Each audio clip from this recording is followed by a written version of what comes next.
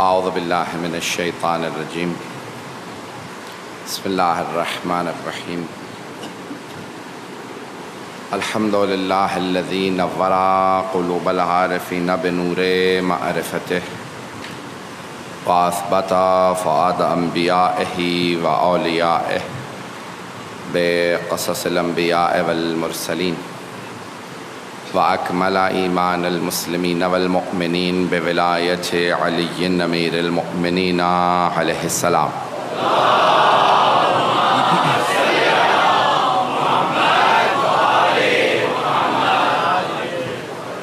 والصلاة والسلام والتحية والإكرام على أفضل الموجودات العبد المؤيد والرسول المسدد المصطفى الأمجد المحمود الأحمد أعني أبا القاسم محمد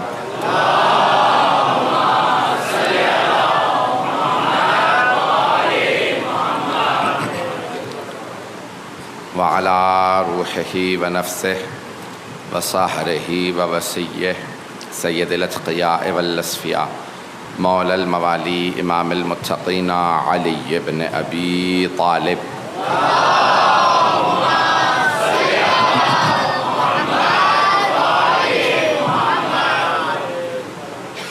وعلى أوصيائه لا سيما بقية الله في الأرضين روحي وأرواح العالمين لتراب مقدمه الفداء واللعنة الدائمة على أعدائهم أجمعين من الآن إلى قيام يوم الدين أما بعد فقد قال الله الحكيم في كتابه الكريم بسم الله الرحمن الرحيم فأقم وجهك للدين حنيفا فطرة الله التي فطر الناس عليها لا تبديل لخلق الله ذلك الدين القيم ولكن أكثر الناس لا يعلمون صدق الله العلي العظيم صلوات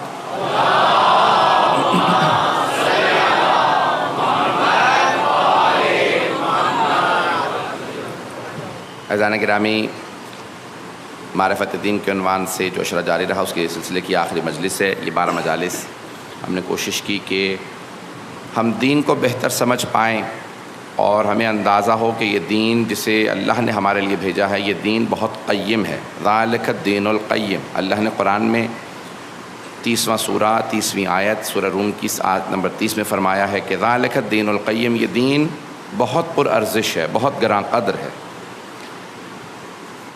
انگریزی کے لفظ سے بہت پریشس ہے، بہت پرائس لیس ہے، اس کی کوئی قیمت نہیں لگا سکتا۔ دین اللہ نے بھیجا ہے کیونکہ اس کی طرف سے آیا ہے، اس لیے بہت زیادہ بارزش ہے۔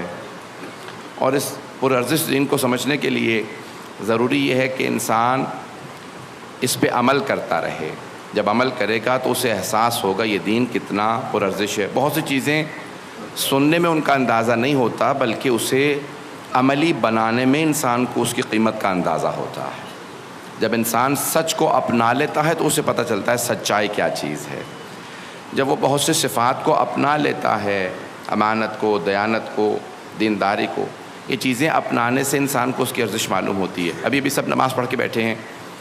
آپ نے ہمیشہ دیکھا ہے کہ نماز سے پہلے اذان و اقامت ہوتی ہے، اور مسلمان گھرانے میں دین اسلام میں مستحب یہ ہے کہ جب ایک گھر میں بچہ پیدا ہو، چاہے لڑکا ہو چاہے لڑکی ہو، اس کے دائیں کان میں اذان کہی جائے، بائیں کان میں اقامت کہی جائے۔ اذان و اقامت کہی جاتی ہے۔ ہمیشہ جب بھی اذان ہوتی ہے، اقامت ہوتی ہے، اس کے بعد نماز ہوتی ہے۔ کبھی آپ نے غور کیا یہ کیسی اذان و اقامت ہے، اس کے بعد نماز ہی نہیں؟ توجہ ہے میرے ساتھ؟ بچہ پیدا ہوتا ہے تو آپ فوراً اس کے کان میں اذان و اقامت کہتے ہیں، دائیں کان میں اذان، بائیں میں اقامت، لیکن وہاں نماز نہیں ہوتی۔ جب انسان دنیا میں آتا ہے تو اذان و اقامت ہوتی ہے کان میں، لیکن جب دنیا سے جاتا ہے تو نماز جنازہ ہوتی ہے جس میں اذان و اقامت نہیں ہوتے۔ وہاں اذان و اقامت نہیں ہوتی، وہاں صرف نماز جنازہ ہے۔ الصلاۃ الصلاۃ الصلاۃ کہہ کے نماز کو شروع کر دیتے ہیں۔ کبھی آپ نے غور کیا یہ نماز جنازہ کیسی نماز ہے، اس میں اذان و اقامت نہیں؟ اور وہ بچپنے میں انسان جب پیدا ہوا تو وہاں پہ کیسی اذان و اقامت ہے جہاں نماز نہیں؟ اللہ سمجھانا یہ چاہ رہا ہے، دیکھو پیدائش پہ اذان و اقامت ہوتی ہے، موت پہ نماز ہوتی ہے۔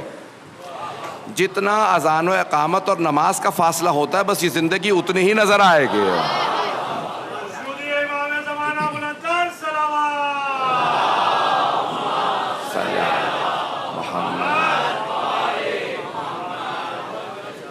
یہ انسان کو مرنے کے بعد بس اتنی ہی زندگی محسوس ہوگی. جب جناب نوح علیہ السلام سے پوچھا حضرت ملک الموت نے, حضرت اسرائیل نے سوال کیا, کہا کہ اے نبی خدا, سب سے لمبی زندگی آپ کی تھی, کیسا محسوس ہوا, کتنی زندگی گزاری ہے؟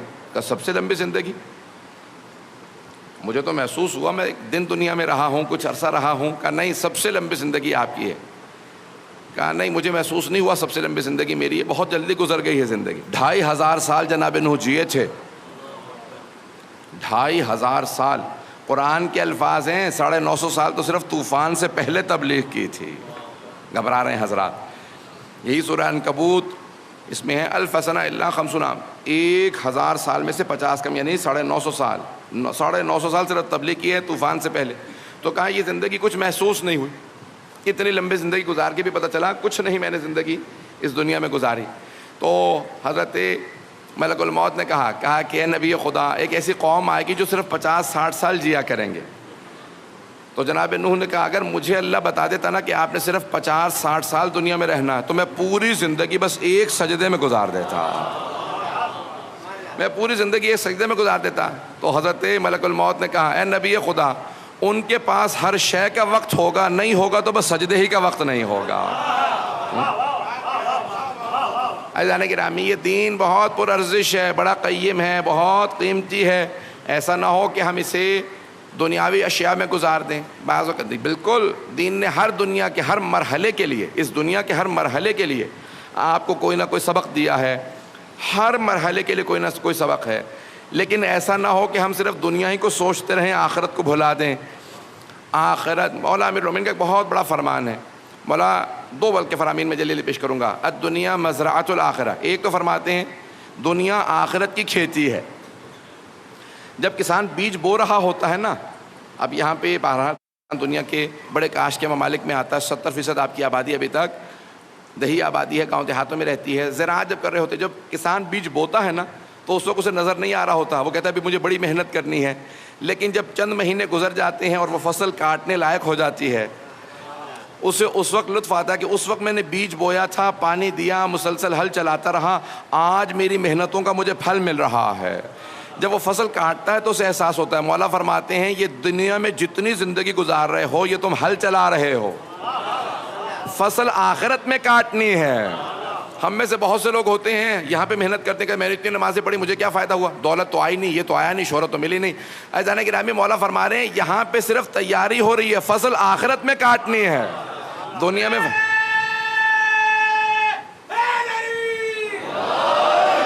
دنیا میں فصلیں کاٹنے کا مت سوچئے, یہ فصل انسان نے آخرت میں کاٹنی ہے.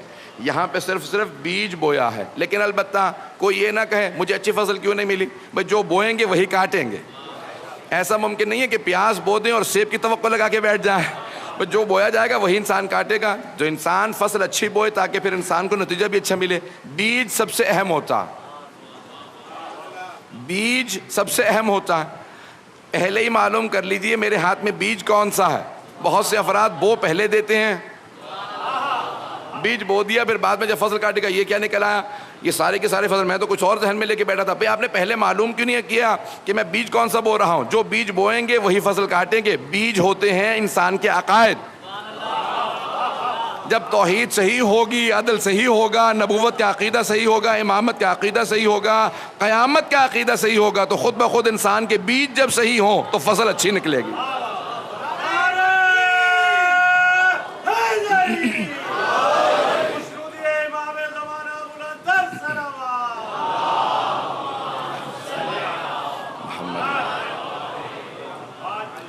مولا کا دوسرا فرمان بھی پیش کرنا چاہتا ہوں, جس میں مولا امیر المومنین فرماتے ہیں, کہا کہ مولا فرماتے ہیں آج تیاری کا دن ہے, آج تیاری کا دن ہے. غدن السباق. اب یہ لفظ سباق دوڑ کو کہتے ہیں, انگریزی میں لفظ استعمال ہوتا ہے ریس. دیکھا آپ نے, ریس لگتی ہے, لوگ دوڑتے ہیں, بھاگتے ہیں, مقابلہ ہوتا ہے. سباق, مسابقہ, مقابلہ, کہ دیکھتے ہیں کون جیتتا ہے. ایسا ہوتا ہے یا نہیں ہوتا؟ شاید پاکستان میں ختم ہو گیا, آپ حضرات خاموش بیٹھے ہیں. بالکل. عزیزان گرامی, یہ انسان تیاری کرتا ہے, اس کے بعد کہتا ہے بھی میں نے جب بھاگنا ہے, ایک دوڑ کے اندر مقابلہ ہونے والا, تو انسان تیاری کرتا ہے. ہر روز دوڑے گا، 100 میٹر دوڑے گا، 200، جتنی بھی دیر ہے اتنی وہ تیاری شروع کر دے گا تاکہ اسٹیمنا بلڈ ہو جائے. پتہ نہیں لوگ ہیں یا نہیں ہیں. انسان اپنے سانس کو تیار کرے گا، باڈی کو تیار کرے گا، انسان اپنے آپ کو تیار کرے گا. مولا امیر المؤمنین نے بہت پیاری مثال دی ہے. فرماتے ہیں آج تیاری کا دن ہے، غدن السباق، کل دوڑ لگے گی. جو دوڑ میں کامیاب ہو گیا وہ جنت میں پہنچ جائے گا، جو پیچھے رہ گیا اور گر گیا وہی جہنم میں گرے گا. تو مولا کہتے ہیں تیاری اچھی کر لو تاکہ جنت کے جب راستے میں جاؤ تو دوڑ میں کامیاب ہو جاؤ. مولا فرماتے ہیں کہ اس تیاری کو اچھی طرح سے رکھو. صراط پہ وہاں پہ بھی آپ کہیں گے وہاں پہ بھی ریس ہے، لیکن وہاں جسم کی ریس نہیں ہوگی، روح کا مقابلہ ہوگا. توجہ سے سنیں گے حضرات. اب وہاں پہ بھی پل صراط ہے جس کے 50 مقامات پہ روک کے سوال کیا جائے گا. آپ نے سن رکھا ہے نا اتفاقاً یہ حدیث ساری سب مسلمانوں کی کتابوں میں ہے، یہ شیعہ سنی سب کتابوں میں ہے کہ پل صراط بال سے زیادہ باریک ہے، تلوار سے زیادہ تیز ہے، اور میدان محشر سے پل صراط بنا ہوگا. صراط نام ہے، صاد رے الف توئے. میدان محشر سے، اور پار جنت ہوگی، بیچ میں جہنم ہوگی، اور لکھا یہی ہے کہ اس میں سے آگ، جہنم میں آگ لگی ہوئی ہے، لیکن اندھیرا بہت زیادہ ہوگا. تو کسی نے پوچھا مولا آگ سے تو روشنی نکلتی ہے، اندھیرا کیوں ہوگا؟ مولا نے کہا آگ سے دھواں بھی نکلتا ہے، تو دھواں اتنا زیادہ ہوگا کچھ نظر نہیں آ رہا ہوگا. کہ پھر مولا کیسے جائیں گے ہم صراط کو، کیسے پار کریں گے؟ تو امیر المؤمنین کے القاب میں سے ایک لقب ہے مولا کا، قائد غر المحجلین. سن رکھا ہے لقب مولا کا؟ مولا کا لقب ہے قائد غر المحجلین. تھوڑا سا میں اس کو قائد کہتے ہیں رہبر کو، آگے چلنے والے کو. جو سامنے چلتا ہے اسے قائد کہا جاتا ہے. پتہ نہیں لوگ ہیں یا نہیں ہیں. اونٹوں کو چرانے والے پرانے زمانے میں 2 طرح کے ہوتے تھے. ایک قائد ہوتا تھا، وہ سامنے سے ایک اونٹ کی رسی کو پکڑتا تھا، باقی سارے اونٹ پیچھے پیچھے چلتے رہتے تھے، اسے کہتے تھے قائد. اور دوسرا پیچھے اونٹوں کے چلتا تھا، اسے کہتے تھے سائق. آج ڈرائیور کو عربی میں کہتے ہیں سائق، ڈرائیور کیونکہ وہ اسٹیئرنگ کے پیچھے ہوتا. جو پیچھے چلتا تھا اسے کہتے تھے اونٹوں کو چروانے والے کو سائق، آگے چلنے والے کو کہتے تھے قائد. تھوڑی سی توجہ کیجیے گا. ائمہ نے فرمایا ہے کہ ہم لوگ قائد ہیں، سائق نہیں.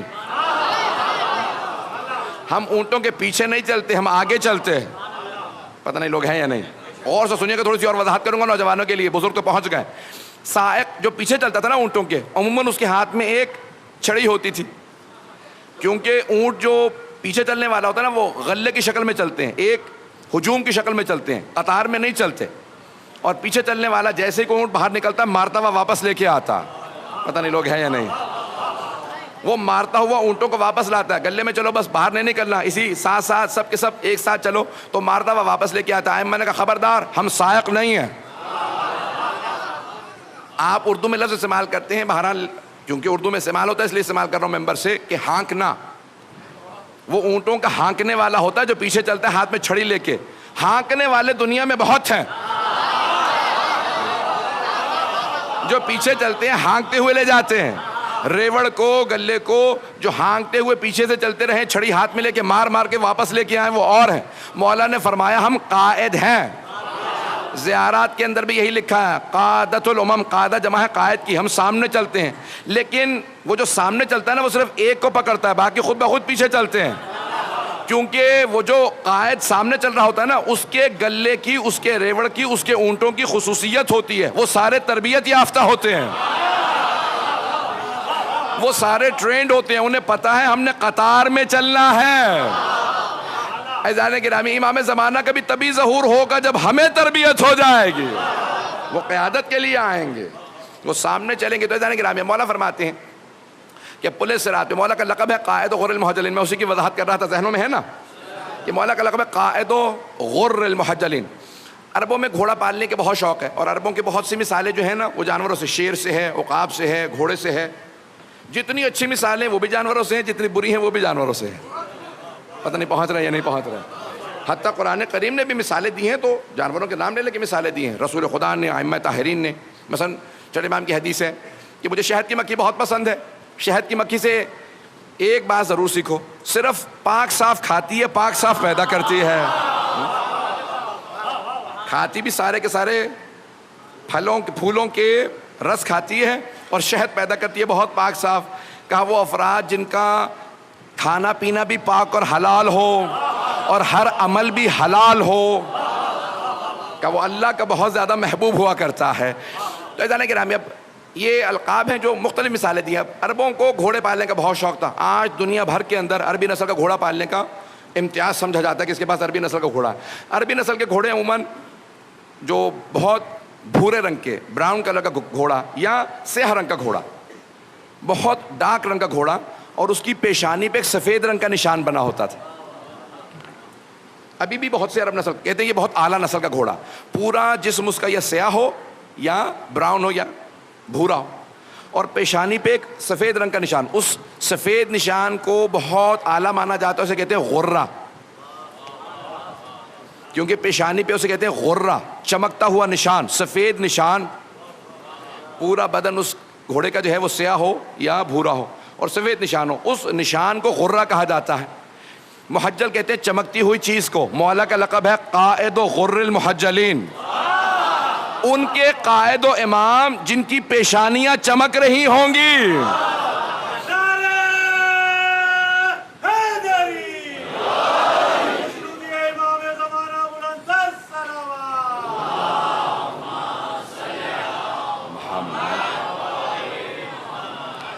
اب پوچھا ائمہ طاہرین سے, علماء نے لکھا اپنی کتابوں کے اندر, یہ چمکتی ہوئی پیشانیاں کیوں کہا گیا؟ کہ دو وجہ سے. سجدے کرنے والوں کی پیشانیاں چمکتی ہیں, اور اسی لیے میت کی پیشانی پہ خاک شفا مل دی جاتی ہے کہ جب وہ مرنے کے بعد دوبارہ اٹھایا جائے تو اس کی پیشانی سے نور نکل رہا ہو. تو مولا کا لقب ہے قائد و غر المحجلین.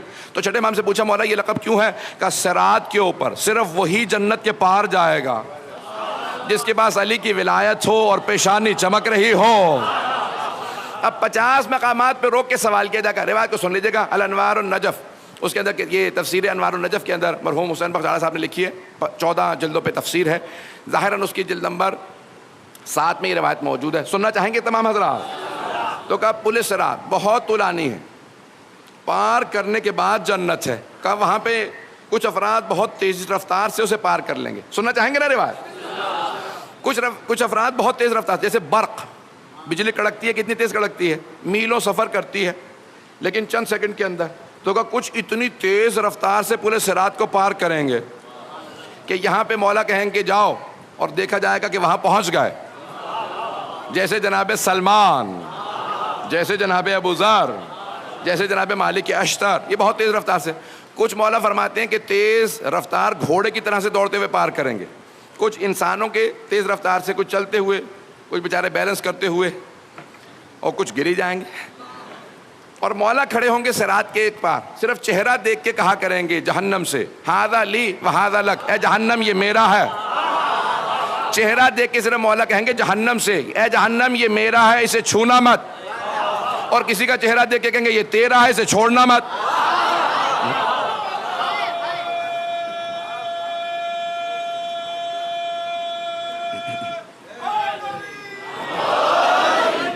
تو اب روایات چھٹے امام سے لکھی ہے, میں جو روایت مکمل کر دو, اگر سننا چاہیں گے تمام حضرات ابھی تک. تو مولا فرماتے ہیں وہاں پہ کہ 50 مقامات پہ روک کے سوال کیا جائے گا. کتنے؟ 50 مقامات پہ رک جاؤ, ایک سوال ہے, جواب دیا تو کہا آگے بڑھ سکتے ہو, اور اگر جواب غلط ہوا تو وہیں سے فرشتے دھکا دے دیں گے, وہیں سے پورے صراط سے دھکا دیں گے, نیچے جہنم ہی ہے, پھر اور کچھ بھی نہیں, پھر جہنم فوراً اس کو آ لے گی. ایسا نہیں کہ مولا فرماتے ہیں 50 مقامات پہ تیزی سے انسان چلتا چلا جائے گا.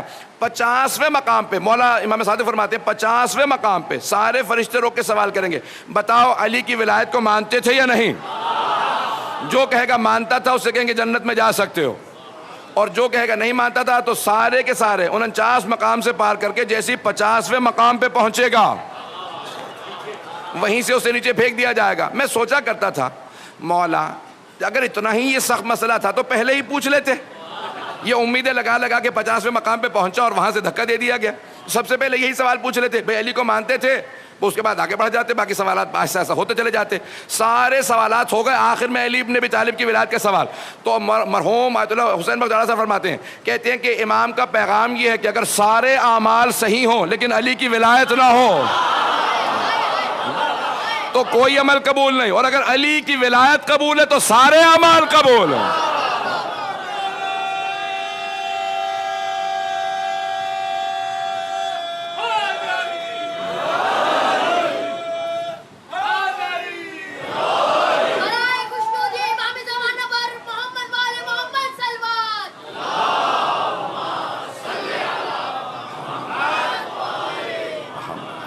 توجہ فرما رہے جانے کرام. تو یہ دین بہت با ارزش ہے. جب تک انسان کو دین کی ارزش کا اندازہ نہ ہو تو مولا فرماتے ہیں کہ انسان تیاری کے لیے اس صراط کو پار کرنے کی تیاری ہونی چاہیے. جانے گرامی, تو وہاں پہ ایک راستہ نظر آئے گا انسان کی پیشانی کے نور کے اندر. کچھ افراد کے لیے بہت زیادہ مسائل ہوں گے, کچھ کے لیے بہت آسانی ہوگی, حتیٰ مولا کے ماننے والوں کے لیے بعض کے لیے بہت زیادہ پریشانی ہوگی. پوچھا مولا کون؟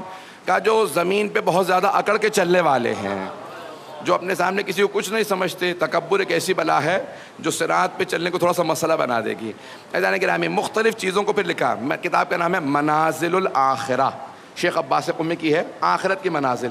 فرماتے ہیں ہر منزل کو آسان بنانے کے لیے بہت سے راستے رکھے گئے ہیں. قبر کو آسان بنانے کے لیے کیا ہے؟ ہر جگہ کے لیے کوئی نہ کوئی تحفہ ہے. کہ یہ تحفہ ساتھ لے جاؤ اور آخرت آسان ہو جائے گی. اب ہر مرحلے کے لیے کوئی نہ کوئی ملائکہ آئیں گے, فرشتے آئیں گے, ان سب کے لیے تحفے سننا چاہیں گے نا. کہ سب کے لیے کوئی نہ کوئی ہدیہ. عزیزان گرامی, ہم لوگ دنیا میں اس وقت جسم میں ہیں, مادہ ہیں, اس لیے ہمارے تحفے مادی تحفے ہیں. وہ ہیں نور کی مخلوق, فرشتے ہیں نور کی مخلوق, ان کے لیے نورانی تحفے چاہیے. تو مولا نے فرمایا ہر مرحلے کے لیے ایک تحفہ ہے. کسی مرحلے کے اندر پانی پلانا تحفہ ہے, یعنی دنیا میں جو پانی پلانے والا ہوگا اس کی آخرت آسان ہوگی. کسی مرحلے کے لیے آسانی کے لیے صلوات زیادہ پڑھنا ہے, کسی جگہ پہ قرآن زیادہ پڑھنا ہے, کسی جگہ پہ صرف مسکرا کے دیکھنا, پتہ نہیں لوگ ہے یا نہیں ہیں, کسی جگہ غیبت سے اجتناب ہے, کہیں پہ تکبر سے اجتناب ہے. مولا قبر کے اندر سب سے آسان کام کرنے والا کون سا؟ مولا نے کہا جو زیارت عاشورہ پڑے گا حسین اس کی شفاعت کریں گے.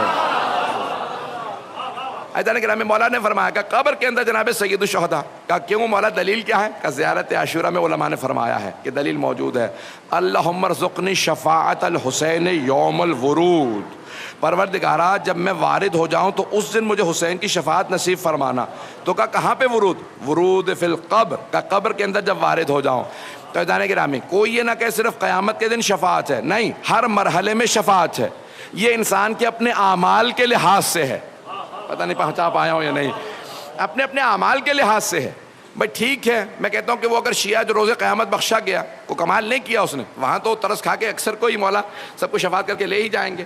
یہ جو بیچ میں اتنے برزخ کے اندر مراحل آئیں گے, ان کے اندر سختیاں آئیں گی, انسان اس کے اندر بھی شفاعت ہو جائے. عزیزان گرامی, کثرت سے روایات موجود ہے, روز قیامت امام شفاعت کریں گے, لیکن بہت سے ایسے شیعہ ہوں گے کہ مولا اس کی قیامت کا بھی انتظار نہیں کریں گے. جیسے قبر میں جائے گا وہاں پہ کوئی نہ کوئی امام شفاعت کر دیں گے. ذمہ داری سے پڑھ رہا ہوں, بہت سے ایسے شیعہ ہیں کہ اس کی موت کا انتظار بھی نہیں ہوگا. جب موت آ رہی ہوگی تو مولا کہیں گے خبردار اے ملک الموت, آرام سے روح قبض کرنا, یہ ہمارا ہے.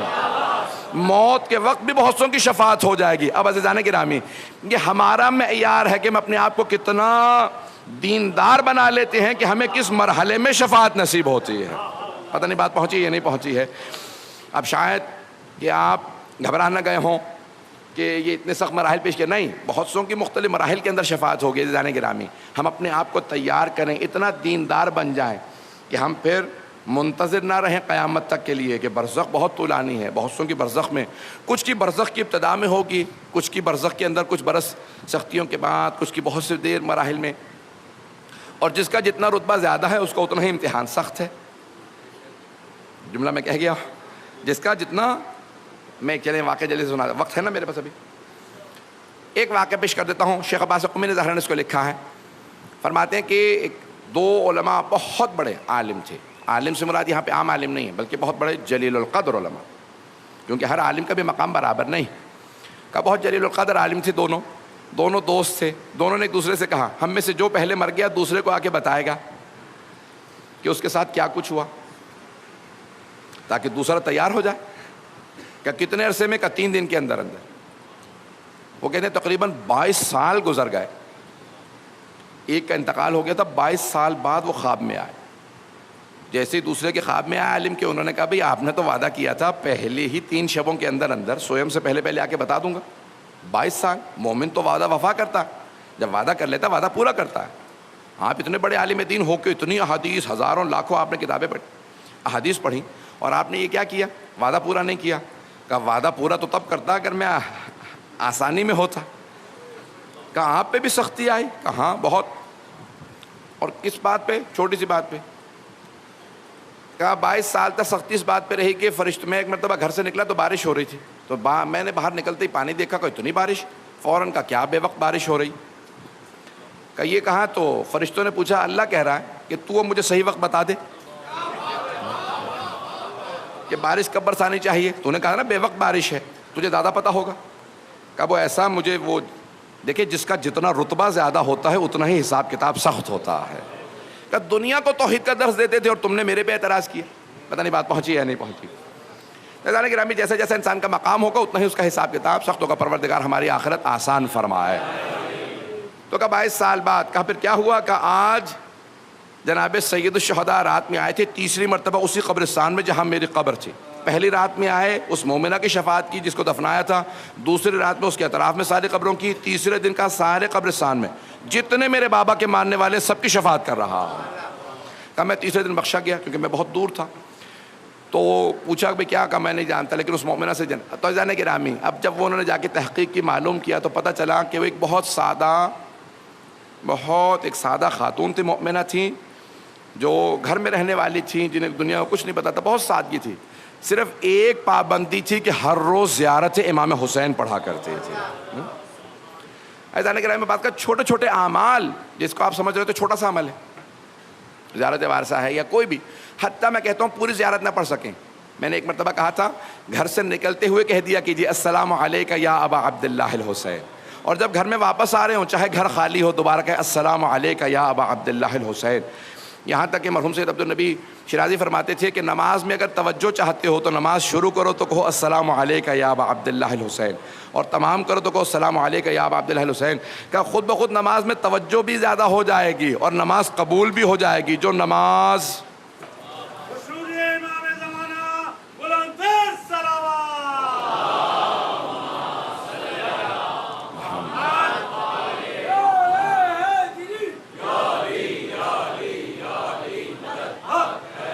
جانے گرامی وقت نہیں ہے کہ میں تفصیل میں جاؤں۔ اب یہ انسان اگر دین پہ عمل کرنے لگے تو خود بخود زندگی آسان ہو جائے گی۔ یہ دین بہت پرارزش دین ہے، اس دین کو بچانے کے لیے کتنی بڑی بڑی قربانیاں دی گئی ہیں، دین پہنچانے کے لیے حبیب خدا نے پتھر بھی کھائے ہیں، امیر المؤمنین نے تیر بھی کھائے ہیں، سید الشہداء نے اور ائمہ اہل بیت علیہ السلام نے کتنی سخت قربانیاں دی ہیں اس دین کو بچانے کے لیے۔ جس دین کے لیے اتنی قربانیاں دی گئی ہوں پھر اس دین پہ عمل ہونا چاہیے یا نہیں ہونا چاہیے؟ ہر انسان اس دین پہ عمل کرے، یہ دین بہت بارزش ہے۔ تو معرفت بڑھاتے چلے جائیے تاکہ عمل بڑھتا چلا جائے۔ 11 محرم کا جب دن نکلا، میدان کربلا تھا، راوی کہتا ہے جیسے ایک ٹوٹی ہوئی تسبیح کے دانے بکھر جاتے ہیں، بیبیاں میدان کربلا میں ایسے بکھر گئیں جیسے ٹوٹی ہوئی تسبیح کے دانے۔ کوئی بی بی کسی لاشے پہ جا کے رو رہی ہے، کوئی بی بی کسی لاشے پہ رو رہی ہے، کوئی بار بار کہتی ہے واہ علی اکبرا، کوئی بی بی کہتی ہے واہ قاسمہ، کوئی کہتی ہے واہ عباسا، لیکن 2 بیبیاں کسی لاشے پہ نہیں گئیں، صرف ایک لاشے کے پاس کھڑی روتی رہیں۔ پہلی بیوی کا نام ہے زینب کبریٰ۔ جناب زینب کسی لاشے پہ نہیں گئیں، صرف اپنے بھائی حسین کے لاشے پہ روتی رہیں اور طواف کرتی جاتی تھیں، کہتی تھیں اماں آپ نے کہا تھا حسین کے گلے کا بوسہ دے دینا، اماں لاشے پہ کوئی جگہ باقی نہیں جہاں میں بوسہ دے سکوں۔ ایک مرتبہ جناب زینب کبریٰ نے طواف کیا پورے لاشے کا اور پھر اس کے بعد کٹے ہوئے گلے پہ لبوں کو رکھا اور بوسہ دیا۔ اور دوسری بیوی جو کسی لاشے پہ نہیں گئی نام ہے جناب رباب۔ جناب رباب کسی لاشے پہ نہیں گئیں، ایک مرتبہ آئیں۔ سید العلماء نے جملے بہت عجیب و غریب لکھے ہیں، فرماتے ہیں کہ جب جناب رباب آئیں نا جناب سید الشہداء کے لاشے پہ تو بی بی اتنا روئی تھی کہ آنکھیں پتھرا گئی تھیں۔ ایک مرتبہ کھڑی ہوئیں جناب سید الشہداء کے پاس اور کہنے لگی اے میرے سرتاج حسین، اے میرے آقا حسین، اے میرے مولا حسین، اے میرے مولا اگر میرے سر پہ چادر ہوتی میں اپنی چادر کا آپ کو کفن دے دیتی۔ پھر فرماتی ہیں اگر میرے ہاتھ کھلے ہوئے ہوتے میں اپنے ہاتھوں سے آپ کے لاشے پہ سایہ کرتی۔ مولا میں آپ کے لاشے کو تپتی ریت پہ پڑا دیکھ رہی ہوں، دھوپ میں چھوڑ کے جا رہی ہوں، وعدہ کرتی ہوں جب تک زندہ رہوں گی کبھی سائے میں نہیں بیٹھوں گی۔ مولا میں جانتی ہوں آپ کو شہادت سے پہلے پانی نہیں پلایا گیا، میرا آپ سے وعدہ ہے میں جب تک زندہ رہوں گی کبھی ٹھنڈا پانی نہیں پیوں گی۔ اجرکم اللہ۔ بی بی نے فرمایا مولا میرے پاس آپ کی 2 نشانیاں تھی، ایک آپ کا اصغر میں نے آپ پہ قربان کر دیا، مولا میرے پاس آپ کی ایک بیٹی ہے وہ آپ کی بہن پہ قربان کر دوں گی، میرا آپ سے وعدہ جب تک زندہ رہوں گی کبھی سائے میں نہیں آؤں گی۔ بس بے 11 محرم کو بیویوں کو قیدی بنایا گیا، لے جایا گیا۔ اب میرے ساتھ چلیے گا، یہ بی بی کربلا سے چلیں، ایک مرتبہ کوفے گئیں، کوفے سے شام گئیں، شام میں رہائی ملی، جب رہائی مل گئی نا تو ہر بی بی بیٹھ کے زمین پہ رو رہی تھی۔ آپ نے کبھی دیکھا ہے دنیا میں جب قیدیوں کو رہائی ملے وہ رونے لگے ہیں؟ ہر قیدی رہائی پہ خوش ہوتا ہے، لیکن اسیران کربلا ایسے تھے جو رہائی ملنے پہ رو رہے تھے۔ مجھے نہیں معلوم یہ رہائی ملنے پہ کیوں رو رہے ہیں، شاید ایک وجہ یہ ہو کہ جب قید میں تھے تو قید میں رونے پہ انہیں تازیانے مارے جاتے تھے، اب جب رہائی ملی تھی تو جی بھر کے رو رہے تھے۔ دوسری وجہ میرا دل یہ کہتا ہے شاید یہ بیویاں اس لیے بھی رو رہی ہوں کہ جن بچوں کو زیادہ شوق تھا مدینے جانے کا وہ سب بچے مر گئے تھے، وہ کوئی اونٹوں سے گرے، کوئی اونٹوں کے پاؤں میں آئے، مختلف طریقوں سے سارے بچے شہید ہو گئے تھے۔ اجرکم اللہ۔ بس بے رہائی مل گئی آل محمد کو۔ جب رہائی ملی تو ایک مرتبہ بیویوں نے کہا شہداء کے سر واپس کر دیے جائیں، شہداء کے سر آنے لگے۔ بس بھئی شہداء کے سر واپس آئے، میں سارے مصائب چھوڑ کے بس 5 منٹ کے اندر مکمل کروں گا۔ شہداء کے سر آ گئے، بیویوں نے سروں کو دیکھا، بہت گریہ کیا، 3 دن تک بیویاں شام میں روتی رہیں۔ ایک مرتبہ مولا سجاد نے کہا پھوپھی اماں بیویوں سے کہہ دیں کل صبح ہم مدینے واپس چلے جائیں گے۔ سب بیویاں صبح تیار رہیں، جیسے ہی فجر کی نماز ختم ہوئی صبح نمودار ہوئی، مولا سجاد نے پوچھا پھوپھی اماں بیویاں تیار ہیں؟ جناب زینب کبریٰ نے کہا بیٹا سجاد سب بیویاں تیار ہیں لیکن آپ کی ماں رباب کا کچھ پتہ نہیں ہے، نہ جانے آج فجر سے کہاں چلی گئی ہیں، رباب کا کچھ پتہ نہیں چل رہا۔ مولا سجاد کے آنسو بہنے لگے کہ پھوپھی اماں مجھے پتہ ہے میری ماں کہاں ہے، بیویوں سے کہیں میرے ساتھ چلیں ہم راستے سے ماں کو لے لیں گے، اگر دیکھ سکے تو میری طرف دیکھیے گا۔ جب مولا سجاد چلے نا بیویوں کو لے کے تو جناب زینب نے سوال کیا کہ بیٹا سجاد یہ راستہ تو زندان کو جاتا ہے۔ مولا سجاد نے کہا پھوپھی اماں میری ماں زندان کی ایک چھوٹی سی قبر سے وداع کرنے کے لیے گئی ہیں۔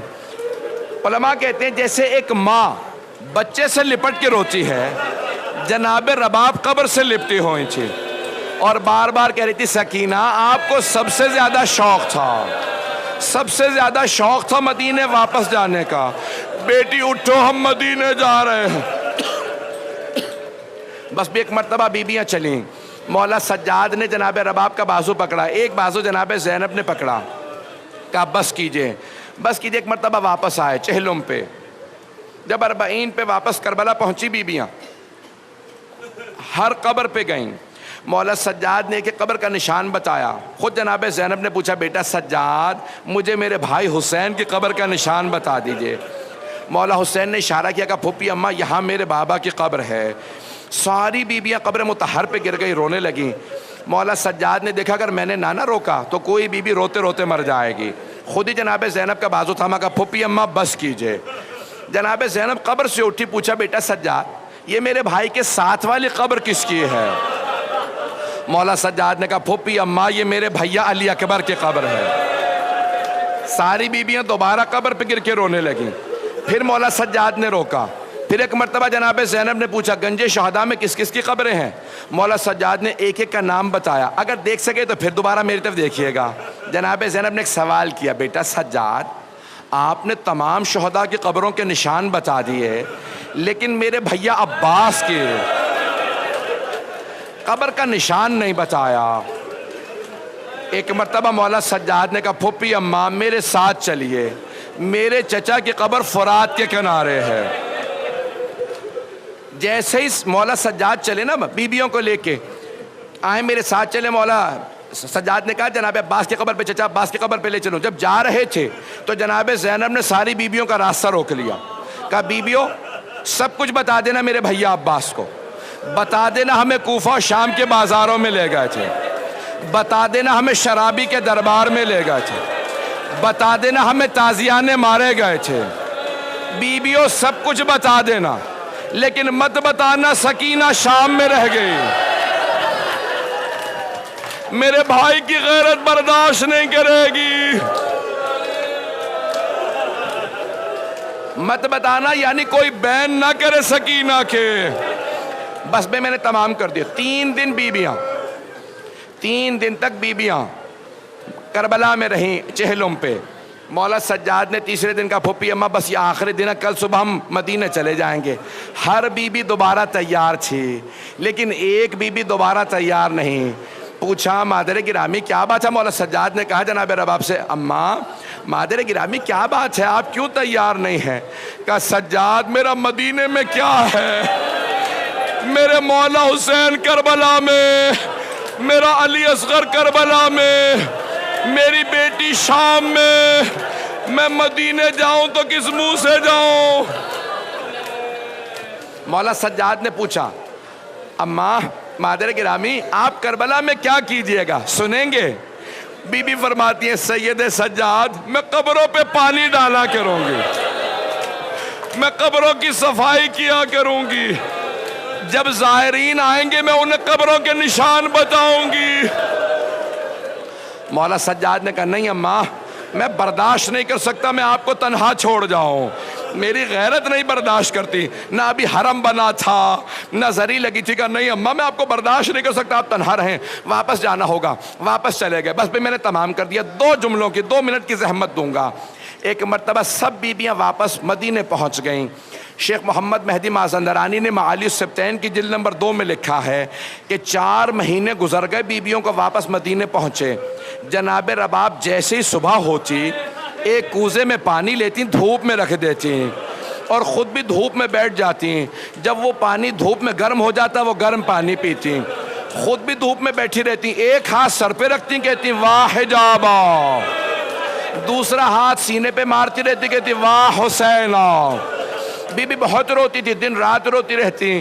ایک مرتبہ جناب زینب کبریٰ نے کہا بیٹا سجاد اپنی ماں سے کہیں کہ سائے میں آ جائے, بیٹا رباب بہت بیمار ہو گئی ہے, 30 سال کے سن میں سر کے سارے بال سفید ہیں, سارے بال سفید ہو گئے, کمر ٹوٹ گئی ہے رباب کی. جناب زینب نے کہا سجاد ماں سے کہو سائے میں آ جائیں. مولا سجاد ایک مرتبہ صحن میں آئے, کہا اماں آپ کا بیٹا کہتا ہے سائے میں آ جائیے. جناب رباب نے کہا نہیں سید سجاد میں نے آپ کے بابا سے کربلا کی تپتی ریت پہ وعدہ کیا تھا, میں سائے میں نہیں جاؤں گی. مولا سجاد نے کہا اماں اب آپ کا بیٹا نہیں آپ کا امام آپ سے کہتا ہے سائے میں آ جائیے. مولا سجاد نے آواز دی پھوپھی اماں میری ماں کا بازو پکڑے. ایک بازو جناب زینب نے پکڑا, دوسرا بازو مولا سجاد نے جناب رباب کو زمین سے اٹھایا. جیسے ہی اٹھایا جناب رباب نے ہاتھوں کو بلند کیا کہ پروردگارا میرے وعدے کی لاج رکھ لے, میں نے تیرے حسین سے وعدہ کیا تھا میں سائے میں نہیں جاؤں گی. مولا سجاد نے کہا پھوپھی اماں میری ماں کو لٹا دے, میری ماں کی روح پرواز کر گئی.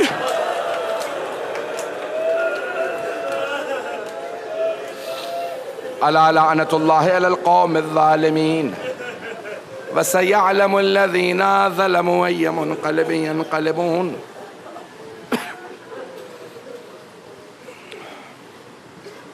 ہاتھوں کو بلند کیجئے گا, مختصر سے دعا کرواؤں گا.